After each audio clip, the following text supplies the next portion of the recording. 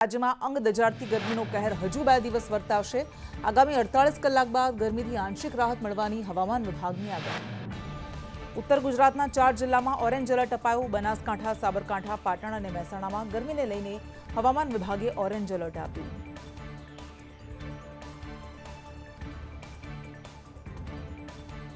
સૌરાષ્ટ્ર અને કચ્છના પણ કેટલાક જિલ્લામાં ઓરેન્જ એલર્ટ અપાયું। ભાવનગર, પોરબંદર, રાજકોટ, સુરેન્દ્રનગર અને મોરબીમાં ઓરેન્જ એલર્ટ જાહેર કરાયું। આવતીકાલે કચ્છ, રાજકોટ, બનાસકાંઠા અને સાબરકાંઠામાં યલો એલર્ટની આગાહી, તો ભાવનગરમાં રાત્રે પણ ગરમ પવન ફૂંકાવાની આગાહી વ્યક્ત કરાઈ।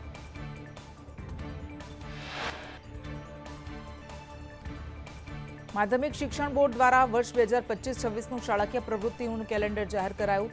પ્રથમ સત્ર 9 જૂનથી 15 ઓક્ટોબર સુધીનું રહેશે। દ્વિતીય સત્ર 6 નવેમ્બરથી 3 મે સુધીનું। 16 ઓક્ટોબરથી 5 નવેમ્બર વચ્ચે દિવાળી વેકેશન રહેશે। દિવાળી, ઉનાળુ વેકેશન સહિત 80 દિવસની રજા રહેશે। ધોરણ 10 અને 12ની બોર્ડની પરીક્ષા ફેબ્રુઆરીથી શરૂ થશે। ધોરણ 9 થી 12ની પ્રથમ પરીક્ષા સપ્ટેમ્બર માસમાં લેવાશે। બીજી શાળાકીય પરીક્ષા જાન્યુઆરી 2026થી લેવાશે। શાળાકીય વાર્ષિક પરીક્ષા એપ્રિલ 2026માં લેવાશે। અમદાવાદ ગ્રામ્ય ડીઈઓનો આગની ઘટનાઓને લઈને શાળાઓને પત્ર। શોર્ટ સર્કિટ જેવી ઘટનાઓ નિવારવા પરિપત્ર। તમામ શાળાઓને અગમચેતી રાખવા સૂચના। મુંબઈ અમદાવાદ બુલેટ ટ્રેન પ્રોજેક્ટને લઈને વડોદરામાં 70 મીટર લાંબો સ્ટીલ બ્રિજ બનાવાયો। કોરિડોર માટે કુલ 28 સ્ટીલ પુલ બનાવાશે। પ્રોજેક્ટનો ગુજરાતમાં 7મો બ્રિજ તૈયાર। અમદાવાદમાં યોજાયેલા કોંગ્રેસના રાષ્ટ્રીય અધિવેશનમાં રાહુલ ગાંધીનું નિવેદન। કહ્યું, અમે જાતિગત જનગણના કરાવીને રહીશું। 50% અનામતની દિવાલ તોડીશું। તેલંગાણાએ આખા દેશને રસ્તો દેખાડ્યો। ગુજરાત માટે કોંગ્રેસ નેતા જયરામ રમેશે નવા સૂત્રની જાહેરાત કરી। ગુજરાત વિધાનસભાની આગામી ચૂંટણી માટે કોંગ્રેસનું નવું સૂત્ર, નૂતન ગુજરાત, નૂતન કોંગ્રેસ। ખેડાનો મહેલજ ગામનો ગેરકાયદેસર બ્રિજ તોડાયો। બ્રિજનો ઉપયોગ ખનીજ માફિયાઓ ખનીજ ચોરી માટે કરતા હતા। મામલતદારના આદેશ બાદ બ્રિજ તોડાતા સ્થાનિકોને મુશ્કેલી। જીપીસીબીએ ખેડાની 4 કંપનીઓને ફટકારી નોટિસ। કેમિકલવાળું પાણી છોડવામાં આવતા નોટિસ। નવા ગામ તેમજ પાણસોલીની 4 કંપનીઓને નોટિસ।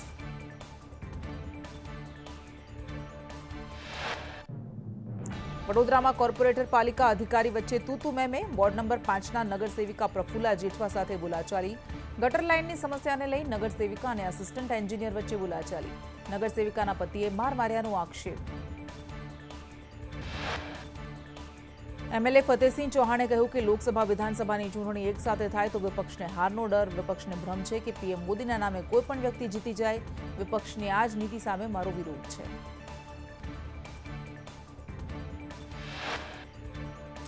રાજ્ય સરકારે ધારાસભ્યોની ગ્રાન્ટમાં વધારો કર્યો। ધારાસભ્યને ₹2 કરોડ 50 લાખની ગ્રાન્ટ આપવામાં આવશે।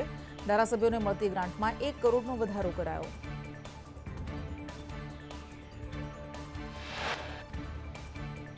ધારાસભ્યોની ગ્રાન્ટને લઈને ભાજપ ધારાસભ્ય મહેશ કસવાળાનું નિવેદન। કહ્યું, ધારાસભ્યોની માંગ સરકારે સ્વીકારી।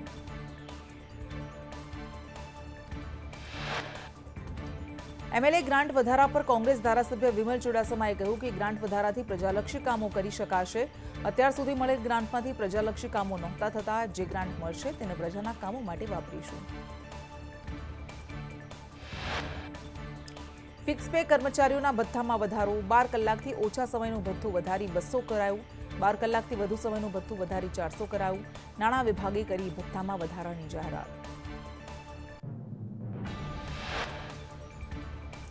ગાંધીનગરમાં યુનિવર્સિટીમાં એડમિશન પ્રક્રિયાને લઈને બેઠક। ઉચ્ચ શિક્ષણ મંત્રી ઋષિકેશ પટેલ બેઠકમાં હાજર। રાજ્યમંત્રી પ્રફુલ્લ પાનસેરિયા પણ બેઠકમાં હાજર રહ્યા। વિકાસ દ્વારા થતી એડમિશન પ્રક્રિયાની સમીક્ષા કરાઈ। રાજ્યની તમામ યુનિવર્સિટીના વાઇસ ચાન્સેલર બેઠકમાં હાજર રહ્યા।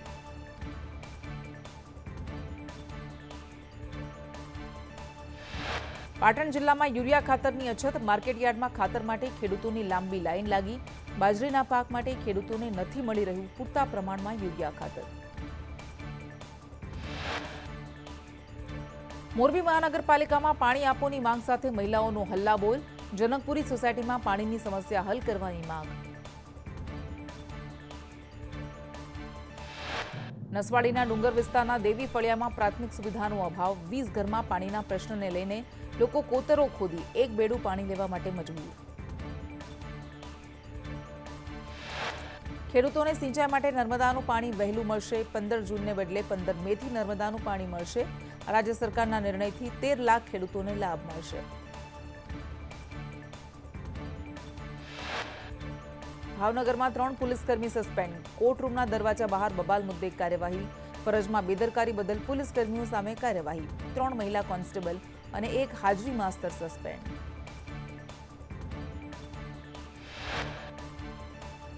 સુરતમાં હીરા વેપારી અને પરિવારના સતત બીજા દિવસે ધરણા પ્રદર્શન યથાવત. કેપી સંઘવી ડાયમંડ બહાર ધરણા પ્રદર્શનમાં એમએલએ વિનુ મોરડિયા જોડાયા. વેપારીને ખોટા કેસમાં ફસાવાનો કેપી સંઘવી પર આરોપ. કચ્છના નાના રણમાં મીઠું પકવતા અગરિયાઓને પાણી વગર મુશ્કેલી. રણમાં પીવાના પાણીની વ્યવસ્થા ન કરતા અગરિયાઓ રજળ્યા. પાણીની વ્યવસ્થા ન થતા અગરિયાઓ દૂષિત પાણી પીવા માટે મજબૂર.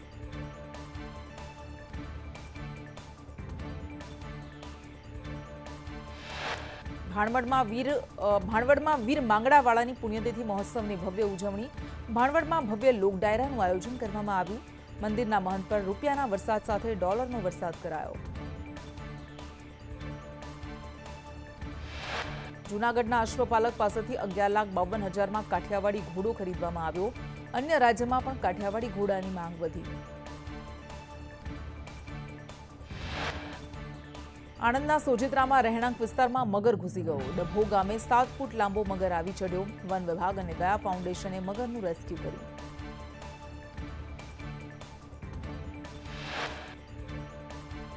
સુરતમાં ગેરકાયદે હથિયાર લાવવાનું રેકેટ ઝડપાયું. નાગાલેન્ડથી સુરતમાં હથિયાર લાવવામાં આવ્યા હતા. સુરત ક્રાઇમ બ્રાન્ચે 4 લોકોની ધરપકડ કરી. આરોપીઓ પાસેથી 16 રિવોલ્વર કબજે કરાઈ.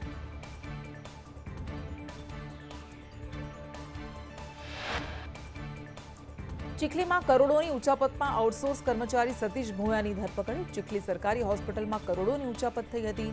આઉટસોર્સ કર્મીએ કરી હતી 1,64,00,000ની ઉચાપત.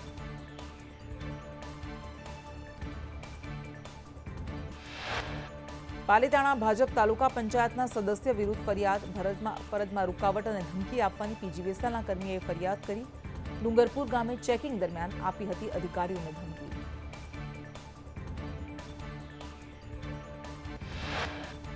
અરવલ્લીના મોડાસામાંથી દારૂ ભરેલી કાર ઝડપાઈ. ગવર્મેન્ટ ઓફ ગુજરાત લખેલી કારમાં દારૂની હેરાફેરી.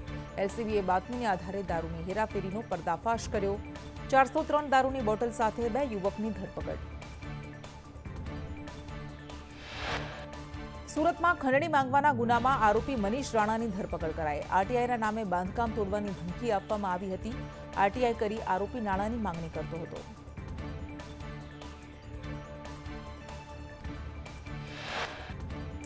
સુરતમાં સ્કૂલ બેગના ધંધાની આડમાં અફીણનો વેપલો. પોશ વિસ્તાર ભટારમાં દુકાનમાંથી 1 લાખની કિંમતનું 874 ગ્રામ અફીણ કબજે. આરોપી દુકાનમાં રમકડાની આડશમાં ચરસ છુપાવતો. આરોપી પ્રેમસિંહ એમપીથી અફીણનો જથ્થો લાવતો.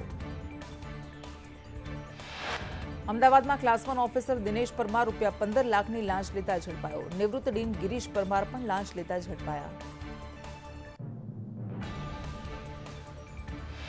એસીબીની ટ્રેપ પર આરોગ્ય મંત્રી ઋષિકેશ પટેલની પ્રતિક્રિયા. ક્લાસ 1 અધિકારી રંગે હાથે લાંચ લેતા ઝડપાયા. આરોપી અધિકારી સામે કાર્યવાહી કરવામાં આવશે.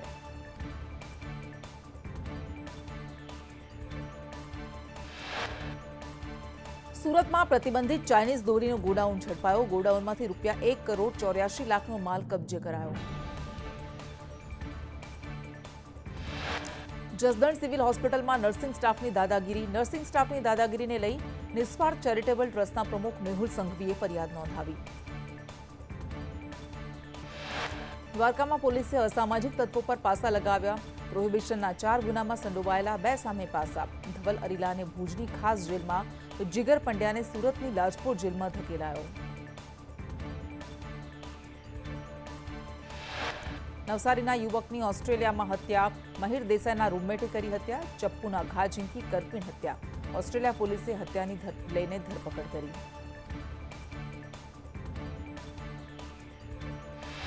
વલસાડમાં દુષ્કર્મના આરોપીને આજીવન કેદ. વાપી સ્પેશિયલ કોર્ટે સજા સંભળાવી. ઉમરગામમાં 6 વર્ષની બાળકી પર દુષ્કર્મ આચર્યું હતું. સજા સાથે 50,000નો દંડ ફટકાર્યો. દાહોદની લીમખેડા સેશન્સ કોર્ટે ગૌમાંસ વેચનાર આરોપી અને 7 વર્ષની કેદની સજા ફટકારી.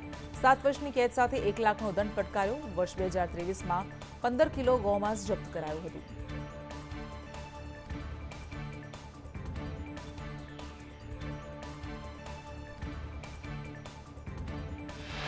રાજકોટમાં ક્રિકેટના નકલી સિલેક્ટરે છેતરપિંડી કરી 5 વ્યક્તિઓ પાસેથી ₹90,000 ખંખેર્યા.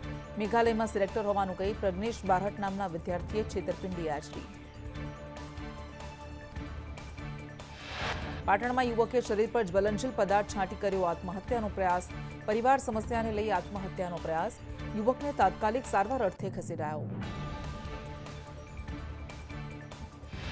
વલસાડ પોલીસે સગીરાના અપહરણકાર પ્રહલાદસિંહ રાજપુરોહિતને ઝડપ્યો. આરોપીએ 16 વર્ષની સગીરાનું અપહરણ કર્યું હતું. પોલીસે આરોપીને ઝડપી પાડી તપાસ હાથ ધરી. વલસાડ પોલીસે ઠગાઈ આચરનાર 3 આરોપીને ઝડપ્યા. 3 આરોપીઓ સોના ચાંદીના દાગીના લઈને ફરાર થયા હતા.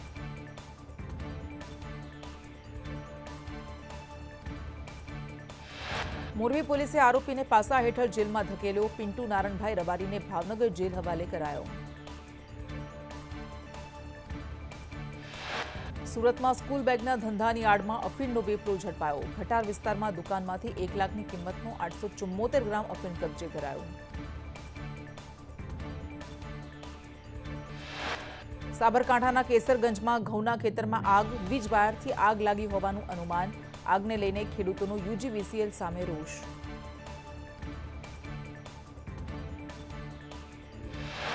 અરવલ્લીના વાદિયોલના ડુંગર પર આગ લાગી. સતત ચોથા દિવસે જંગલમાં આગ લાગી. આગ પર કાબુ મેળવવા માટે પ્રયાસ કરાયો. વડોદરા માંજલપુરના ઇન્દ્ર કોમ્પ્લેક્સ પાસે આગ લાગી. આગની લપેટમાં 4 થી વધુ દુકાનો આવી. દુકાનના સામાન સાથે વાહનો પણ આગમાં બળીને ખાખ થઈ ગયા.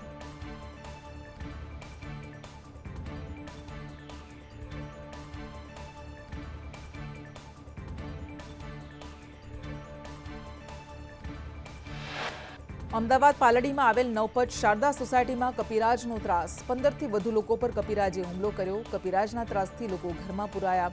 વન વિભાગની ટીમ ફક્ત દેખાડા કરતી હોવાના આક્ષેપ. મહેસાણામાં જીબીએસ વાયરસે લીધો વિદ્યાર્થીનો જીવ. ખાનગી હોસ્પિટલમાં યુવક હતો સારવાર હેઠળ. યુવકને સતત પગમાં દુખાવો થતો હતો. 17 વર્ષીય યુવકના મોતથી પરિવારમાં શોક. અમરેલીમાં રહેણાંક ઝૂંપડપટ્ટીમાં અચાનક આગ લાગી. આગમાં 5 જેટલા ઝૂંપડા બળીને ખાખ. ફાયર ટીમે ભારે જહેમતે આગને કાબૂમાં લીધી.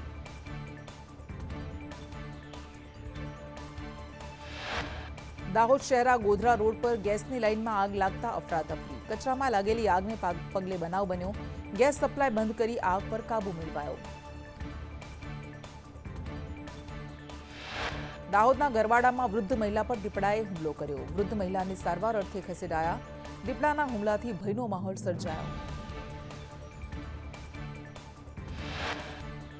મહેસાણાના ગવાડામાં શ્રમિકો ભરેલ છકડો રિક્ષા પલટી. ઇજાગ્રસ્ત શ્રમિકોને સારવાર માટે ખસેડવામાં આવ્યા. નર્મદાના તિલકવાડાના કાલાઘોડા ગામમાં રાત્રિ દરમિયાન રસ્તા પર દીપડો દેખાયો. કાર ચાલકે બનાવેલો વિડીયો સોશિયલ મીડિયામાં વાયરલ થયો. આઈઆઈએમ અમદાવાદનું વૈશ્વિક સ્તરે વિસ્તરણ થશે. દુબઈમાં આઈઆઈએમ અમદાવાદનું આંતરરાષ્ટ્રીય કેમ્પસ સ્થાપવામાં આવશે. આ કેમ્પસ દુબઈ ઇન્ટરનેશનલ એકેડેમિક સિટીમાં હશે. દુબઈમાં કેમ્પસ બનાવવા માટે એમઓયુ કરવામાં આવ્યા. કેન્દ્રીય શિક્ષણ મંત્રી ધર્મેન્દ્ર પ્રધાને કરારને મહત્વનો ગણાવતા સોશિયલ મીડિયા પર માહિતી શેર કરી. રાષ્ટ્રપતિની મંજૂરી બાદ નવો સુધારેલો વક્ફ કાયદો અમલી બન્યો.